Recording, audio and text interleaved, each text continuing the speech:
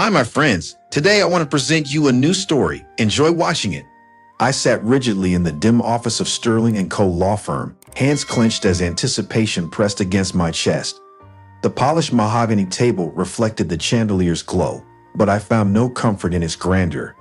Opposite me, my sister Tracy lounged, exuding effortless arrogance. Mr. Caldwell adjusted his glasses, clearing his throat. As per the last will of Richard and Eleanor Dowman, he announced, the entirety of their financial assets, corporate holdings, and real estate portfolio, valued at approximately $250 million, shall be transferred to their daughter, Tracy Dowman. Tracy smirked, tossing her golden hair. She wasn't the least bit surprised. "And what about me?" I asked, my voice betraying nothing. Mr. Caldwell hesitated, and that pause told me everything. To their son, Robert Dowman, he continued, shifting uncomfortably, they bequeathed the farm estate in Rockwood Valley, along with all existing structures and land rights. Silence stretched. "A farm," Tracy echoed, laughter bubbling in her throat. "Oh, that's priceless." She leaned forward. "I guess they finally accepted you weren't cut out for real business." I swallowed hard. "They knew I worked in computer technology," I said evenly. "They knew I had no interest in farming." Tracy sighed theatrically. "Come on, Robert.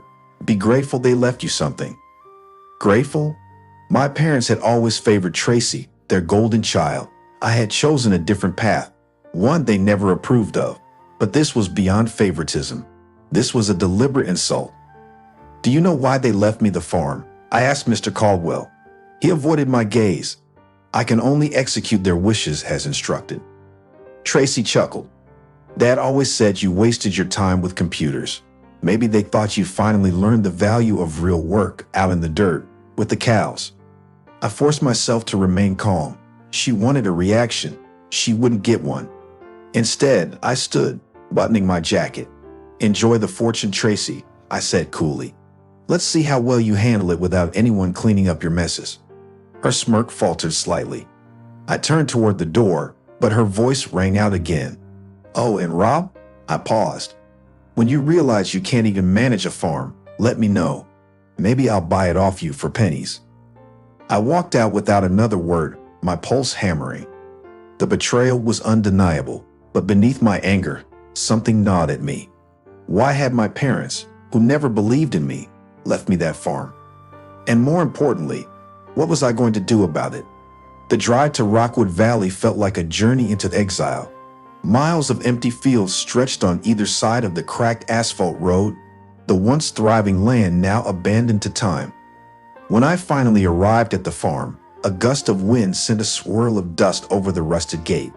The house, a two-story relic of neglect, stood at the end of a gravel path, its once white paint peeling under the weight of forgotten years. Stepping out of my car, I took in the vast, unkempt fields. This was what my parents had left me, a crumbling farm in the middle of nowhere. "Can I help you?" I turned to see a broad-shouldered man standing by the fence. His weathered face was lined with suspicion. "Robert Dowman," I introduced myself. "I own the farm now." His gaze darkened. "So, you're his son." Something in his tone made me pause. "You do my father?" The man scoffed. "Gareth King. My father was the rightful owner of this land until your old man took it." I frowned. "Took it?" Gareth stepped closer. "Your father forced mine to sign it over when he was drowning in debt. He had no choice. Your family got this land for nothing." His eyes burned with resentment. "I grew up watching my father break his back on this soil, only to lose everything. So no, I wouldn't say I knew your father. I knew what he did." The air between us thickened. I hadn't expected a warm welcome, but this was something deeper. "Did my father ever use the land?" I asked, glancing at the overgrown fields. Garrett hesitated, then exhaled sharply. "No, he never worked a single day here. Just locked up the old barn and left it to rot." The barn. A strange curiosity flickered in my chest. Why would my father take a farm only to abandon it? "Where is this barn?" I asked. Garrett studied me before jerking his head toward a structure in the distance. "See for yourself." I walked toward it, heart pounding. The barn doors were secured with a rusted padlock, but the wood was old, weakened by years of decay. One forceful shove, and the lock gave way. Inside, dust and shadows ruled. But in the far corner, beneath a pile of forgotten tools, I spotted something odd, a trapdoor, barely visible beneath the dirt. I pulled it open. A cold gust of air rushed up from the darkness below. A basement. A hidden basement. I grabbed my phone and switched on the flashlight. My breath caught in my throat as I descended the old wooden steps. Because on the walls, covered in dust and time, were geological maps, charts, research documents. And at the center of it all, a single word scrawled across a yellowed blueprint. Oil. Dust swirled in the beam of my flashlight as I stepped cautiously into the basement. The air was thick, stale, carrying the scent of old wood and something metallic. My pulse quickened. This place had been untouched for years, maybe decades. The walls were lined with shelves stacked with yellowed documents, rusted tools, and geological survey maps. My father had hidden something down here. But what? I moved toward the largest table, its surface cluttered with scattered blueprints. A single word leaped out at me from a tattered file. Oil reserves, preliminary report. My breath hitched. I flipped through the pages, my hands shaking. The land beneath this farm, my land, sat on a vast, untapped oil reserve. Footsteps creaked above me. My head snapped up. Find what you're looking for. I spun to see Gareth King standing at the entrance, arms crossed. His gaze dropped to the papers in my hand, and his expression darkened. You knew, I accused. He let out a bitter chuckle. Knew? My father suspected. Your old man made sure no one else did. He buried the truth, locked this place up, and let the farm rot. Why? I demanded. Power. Greed. Maybe revenge. Garrett's eyes bore into mine.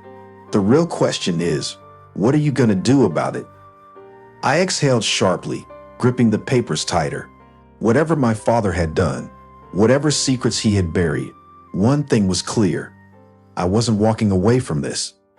I ran my fingers over the heavy wooden desk, its surface worn from time. Amidst the scattered documents, my eyes caught a small rusted box tucked into the corner. My pulse quickened. I pried it open, the lock brittle with age, and inside lay a single yellow paper. A 4-digit code. I turned toward the basement's far wall, where a heavy metal door stood, its mechanical lock covered in dust.